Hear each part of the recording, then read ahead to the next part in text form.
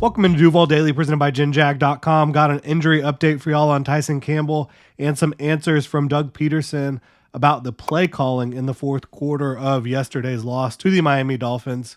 Disappointing loss after the Jaguars jumped out to a 17-7 lead.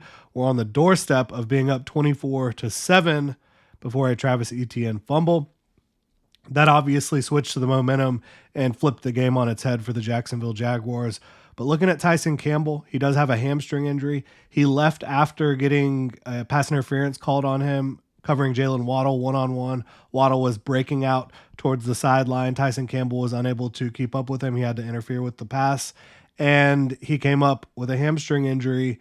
And now, according to Doug Peterson, Tyson Campbell will miss some time.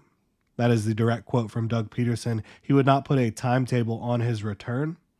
How long will Tyson Campbell be out? We're not sure.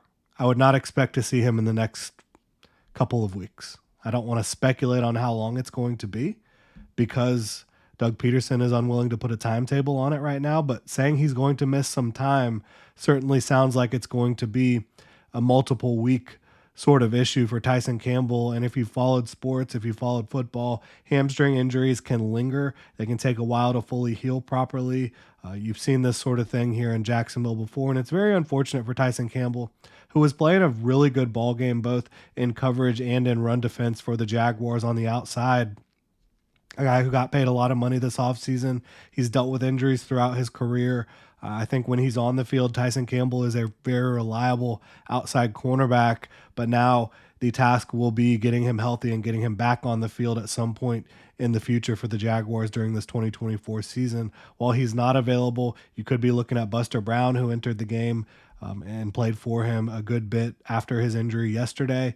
Jarian Jones potentially. Doug Peterson didn't want to commit to exactly how they're going to deploy their corners, but Ronald Darby will obviously still be in the starting lineup outside.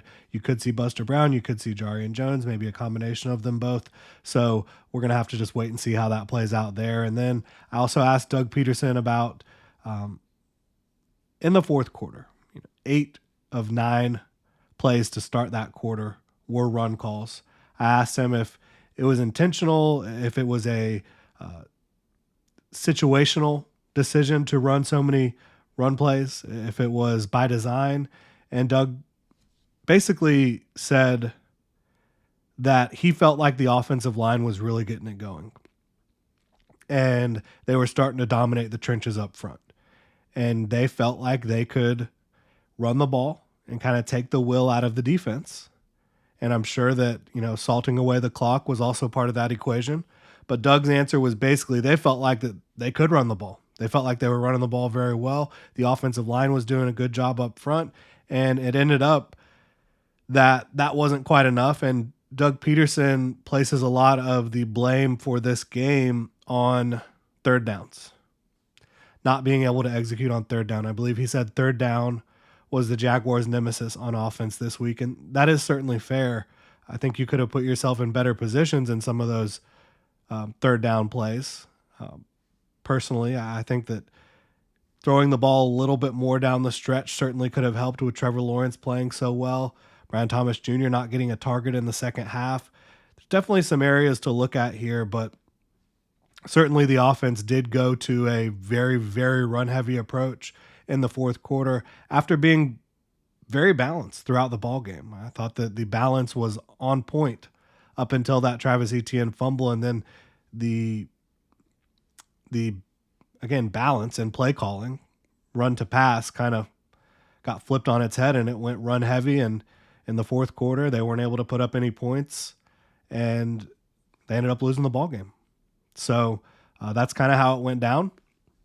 Again, Doug Peterson just saying that they thought they were doing really well up front and that they could run the ball and do a good job doing it. But unfortunately, that did not lead to them putting up any points in the second half. Again, great drive in the third quarter before Travis Etienne fumbled that football. And that's the turning point. It certainly is.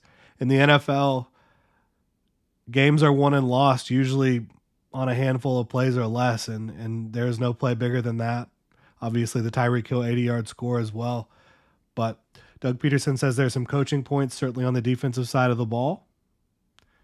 I think there's obviously some coaching points on the offensive side of the ball as well. But the Jaguars, they have a big time week 2 matchup against the Cleveland Browns, who are also 0-1. Their offense coming off a rough showing, but one of the most talented and physical defenses in the NFL. The Jaguars will be hosting them this Sunday at 1 p.m. at Everbank Stadium. They've got a lot of work to do to try to get back on the right side of things, to get to 1-1 and avoid an 0-2 start here in 2024. Thank y'all so much for tuning in. If you enjoy the content, please like, subscribe, hit that notification bell. You can also check out ginjag.com/shop, pick up some new Duval gear, become a channel member here on YouTube. Y'all have a good one.